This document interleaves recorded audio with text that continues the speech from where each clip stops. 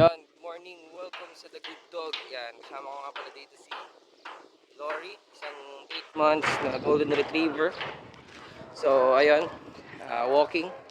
Siyempre, ginagawa namin to kada umaga at kada hapon para mag-release ng kanyang excess energy. Kasi alam niyo naman na ang Golden Retriever is isang working dog. Yan. Pero more on companion dog din naman siya.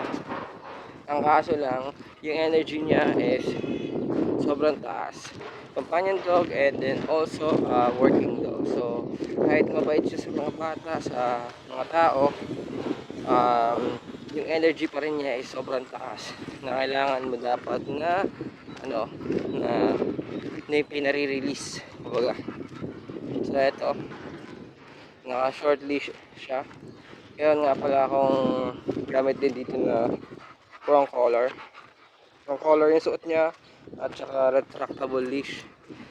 Ginagamit ko naman tong retractable leash para dun sa kanyang recall, like yung calm na command, and also um, para may free roaming din siya, or kumbaga pwede siyang pumunta kahit saan kapag gusto niya umihi, ganun. Pero for the meantime, meron akong retractable leash kasi working pa ako sa kanyang off leash walking. So eto, pakita ko sa inyo.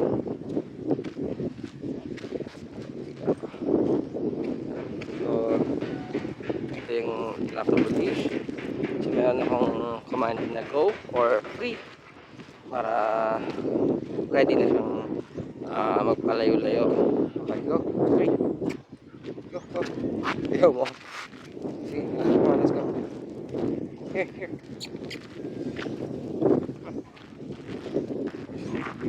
Dali pa.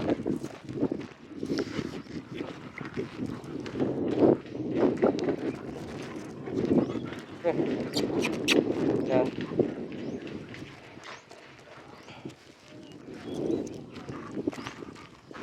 Pwede siyang magpakalayo-layo ng konti kung trip niya.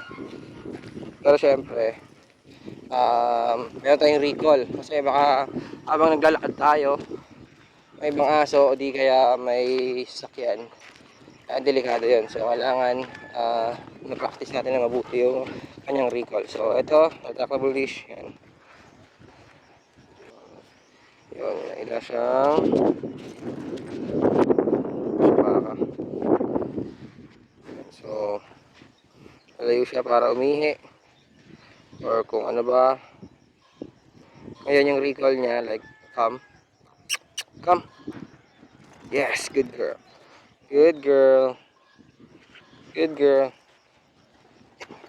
And eto, kapag ka naman hindi naman siya nainig, kasi syempre yung aso naman yan eh. May mga time na talagang nakafocus siya sa isang bagay, or baka may naamoy siya na patay na hayop, patay na daga, or hindi kaya ihi ng ibang aso, nagkaroon siya ng interest doon. So may mga time na hindi siya naikinig. So kailangan kong i-pull o magbigay ng correction sa gamit ng tali. So, kaya meron tayong retractable leash. So kunwari hindi siya nainig sa akin, yan, hihilahin ko lang to. Yes, good girl. So yan ang example kapag hindi siya nainig. Kasi, pero syempre, naturuan na natin siya ng recall, ng cam, na command indoor. So ito, pinapractice naman natin ng outdoor. Yan, medyo ikot siya. Oops.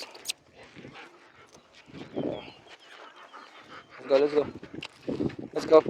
Come. Yes. Good girl. Well,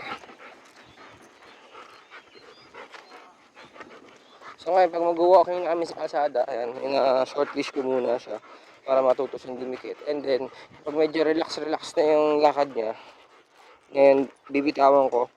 Ayan, as if na, ayan. Hey, come here. Good girl. Come on, here, heel. Yes, heel. Good girl. Yes. Good girl.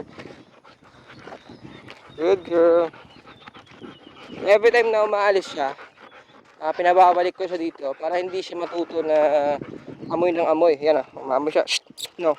Yes. So, ang technique din dito, ginagawa ko, straight muna kami, tuloy-tuloy na lakad, and then hihinto kami sa isang spot para doon ko siya i-allow na mag-sniff or umihi. So, doon nalalaman niya na kailangan niya mag-antay na kung saan siya pwedeng mag-amoy. Hindi pwede naman na wag natin siyang ipa-amoy-amoy kasi natural nila yun eh. So, ang ginagawa ko is straight walking, and then ito, for example dito kami, hinto kami dito. Okay, then bibigyan ako ng go. So, bibigyan ko siya ng mag-sniff. Sniff, iihi. Ayan. So, hindi rin magtatagal. Siguro mga ilang segundo lang. Para matuto siya na, na kapag tinawag ko siya, balik agad siya. So, ito, pagbibigyan ko siya. Ayan. Nakita nyo. Ngayon, diretso ako. Let's go. Come. Okay. So, lumilipat siya. Come. Yes, good girl. Here. Yes. So, ito na naman. Straight na naman kami. Oops. Kapag yumuyuko siya, o susubok siyang bumamoy, kinokorek ko siya. Yan.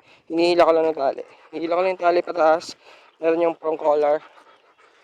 And then, release. Stop. No. Okay. No. Yan. So, maglalakad na siya ng dire-diretso na naman. Hinihinto na naman kami doon sa isang spot. Ang ginagawa ko ay hindi ko ginagawang same place. Kumbaga, unpredictable yung spot na ginagawa. Kasi kapag nalaman niya na doon lagi, may mga time na nagmamadali siya para pumunta doon. So, ito, random lang, kumbaga. So, mamili lang ako. Then, pwede kaming umuesto dito. Ito, yan, okay. Tapos, go, free. So, bibigyan ko na naman siya. Punta ako sa, go, yes, come here. Yes, good girl. Amoy na naman siya. Gagawin niya yung business niya, umihi, mag-poop. Pero ang amoy okay lang, walang problema. So dito ang pag-amoy kasi ng aso is inaalam nila yung paligid. So alam niyo naman na mas higher ang sensory ng smell ng aso kumpara sa tao. Kaya yun, amoy siya. Medyo lumalayo na siya, no? Pero hayaan ko lang muna. Pero kailangan kong i-command yung come para napapractice ko din. Come! So, ayan. Come! Lori! Come! So, ito yung sinasabi ko na minsan di siya naikinig kasi nakafocus siya sa isang amoy. So, come! Ito, tap ko yung tali. Yes! Good girl. Good girl. Good girl. So, pwede kayo gumamit ng treats. Ako kasi, gumagamit ng treats. Minsan kasi ang ginagawa ko kasi is hindi nagtitreats ako sa una pagka hindi pa siya marunong, para pagka medyo marunong na siya, affection na lang yung binibigay ko sa kanya, hindi na ako nagbibigay ng treats. So eto, so pwede ulit ko siya paamuyin dito. Go, free. Go, free. So ito ginagawa ko para malaman niya na meron kang time para mag-sniff or umihi. Basta mag-antay ka lang. Kasi may iba kasi na dire-diretso yung lakad nyo, and then pinagbibigay mo siyang umamoy ng straight. So, every ganun ginagawa mo, ang nangyayari is, yun yung gagawin niya. So, magiging pulling na siya, hihilahin ka na ng hihilahin, tapos hindi mo na siya makontrol. So, ayan. Let's go. Let's go. Come on, let's go. Tayo. Oops. Ayan. Ayan si Lori. So, pag umaamot, ayan. Oras ko na ng konti. Snow. Kailangan tuloy-tuloy yung lakad.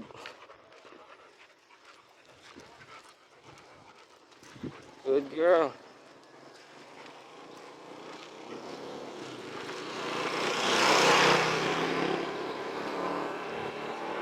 Yes, good girl. Okay, lumalayo. Okay, come here. Come on.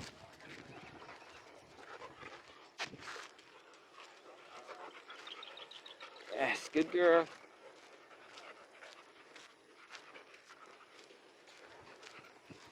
No? Chill.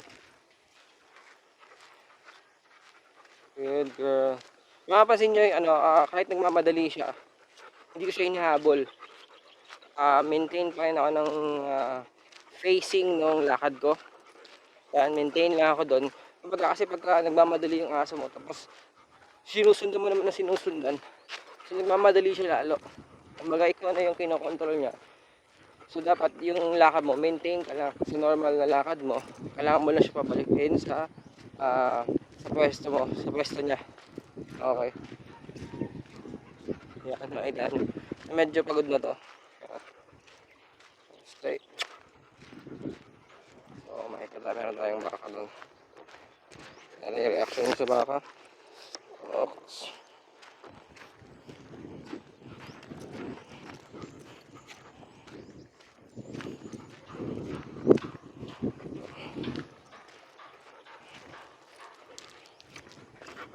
So ito, pakita ko sa inyo paano yung proper socialization. Kasi may iba na socialization nila is pagbibigyan mo yung aso na umamoy, lumapit sa kung saan saan, kung kani-kaninong hayop, sa ibang ano. So nakakabuo kasi yun ng ano, pwedeng mag-react yung hayop na yun, yung aso na yun, pwede pa sila mag-aaway. Or di kaya magkaroon pa ng ano, matakot pa siya dun sa hayop na yun. So ito ang technique ng proper socialization. So dito kami, yan. Papaupuin ko yung aso. Sit. Yes. Good. And then, upo. Antayin ko siya. Yan. So, magre-relax siya. Titignan niya, okay? Good, nakita nyo? Yeah, good girl. So, pag-relax yung aso, nakita nyo, open yung bibig. Yan. So, open yung bibig. Pag sa tenga, walang punod sa noo. So, ito. So, ito yung memory na nilalagay natin sa kanya na kailangan ng baka. Kailangan mo mag-relax. Hindi mo kailangan pansinin. So, good girl. Yes, good girl. And then, later, kung wala siyang reaction, hindi siya nag-bark. Kung kunwari naman nag-bark yung aso mo, sit. Yan. Hey, nag-bark siya doon, ang gagawin mo is i-correct mo lang. Gagamitin mo lang ng, itatap mo lang yung tali. Yung kasama ng prong collar. So, yun yung mabilis na correction. So, hanggang sa tigilan niya yung aso. Ngayon, kaya natin pinapaupo kasi makita niyo yung body position niya. Yan, mas relax. Kumpara sa nakatayo, nag-show siya ng chest. So, ibig sabihin, pinapakita niya na mas bigger siya dun sa isang hayop na yan. So, pinapaupo natin para mas mabilis na mag-relax.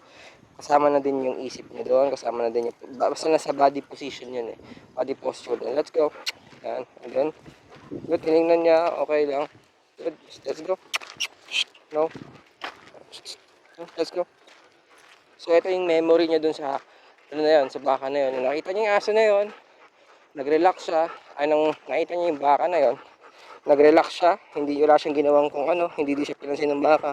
So every time makakita siya ng baka or ng ibang hayop like kambing, hindi kaya ibang aso din. Pero sa aso kasi, iba naman din kapag aso kasi yung aso naman, tawag nito, reactive. May iba kasing dog na nakakasalubong mo din, magre-react agad sila sa iyo, ibabark ka nila. Same pa din. Pwede kang pwede kang huminto, pwede kang magpasit, pero pag hindi niya pinansin yung aso, diretso ka lang ng lakad. So every time na may ganon ang situation, tinuturo mo sa kanya na normal lang na may ganyang hayop, normal lang na may dumadaan, normal lang na may nakakasalubong tayo. Ang gagawin lang natin is gawin lang natin yung ginagawa natin, mag-walking na tayo, tuloy tayo. So yun yung socialization. Hindi mo na kailangan pang ipalapit sa aso na yun para mag-amuyan sila or ano yung gagawin nila. Okay. Hello, let's go. Good girl. So, ayan. Babalik na kami sa subdivision. Hindi na mahirapan ako mag-video. So, dito na lang natin muna tapusin ang walking session ni Lori. Yan. Peace!